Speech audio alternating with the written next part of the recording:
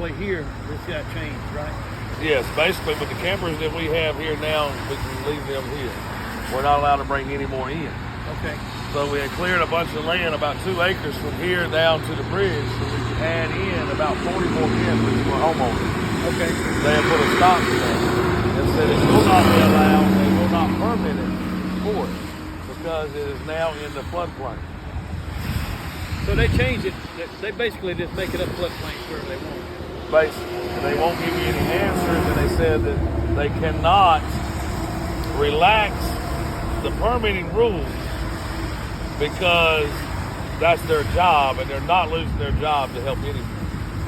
And that was from the head fire inspector and the head county inspector in Buncombe County. So it looks to us like they're trying to run the people out of here. Basically, that they don't want any, and they want to keep the numbers down so nobody would come in here and rebuild.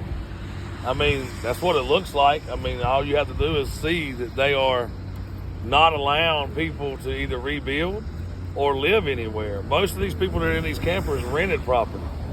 They rented their house that they lived in, so they don't have the land to put a camper. That's right. They don't want to leave there, and they want to live here. Most of them work here. We have a school teacher that lives in this park right here, so she's a school teacher here in this county. Yeah.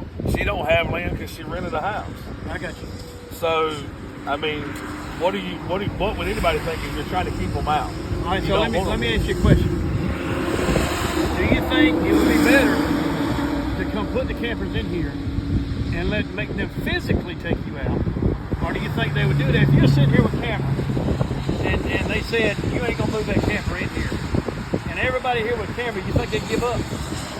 I think they would. The problem is we don't own this land. We are using this land from another gentleman that has a business here behind us. Yeah. And they are already giving him grief over trying to get his business up and running as of today with power.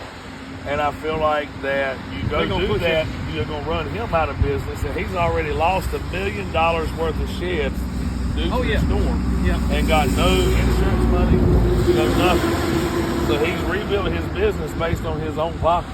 Yeah.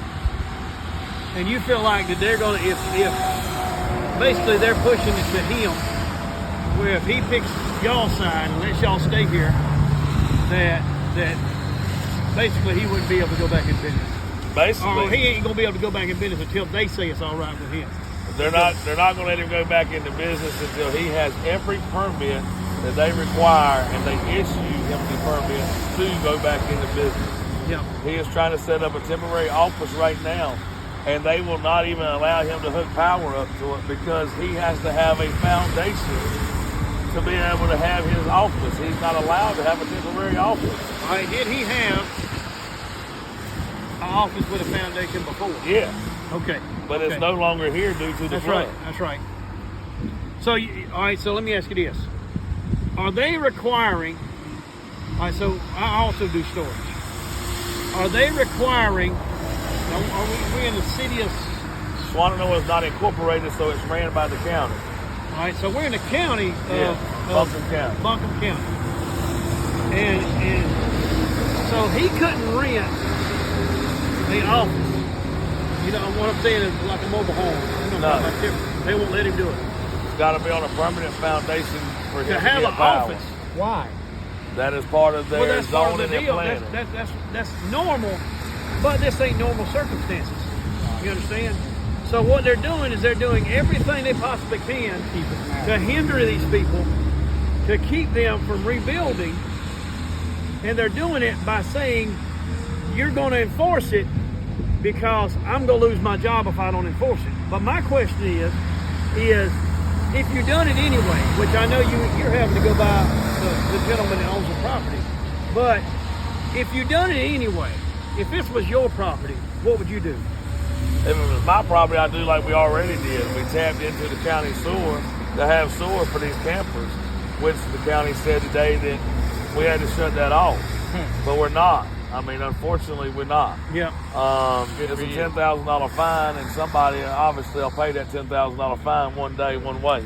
Yeah. But we are not going to bring in any more campers in here because we don't want the landowner to have to suffer because his business is what pays for this land. Yep.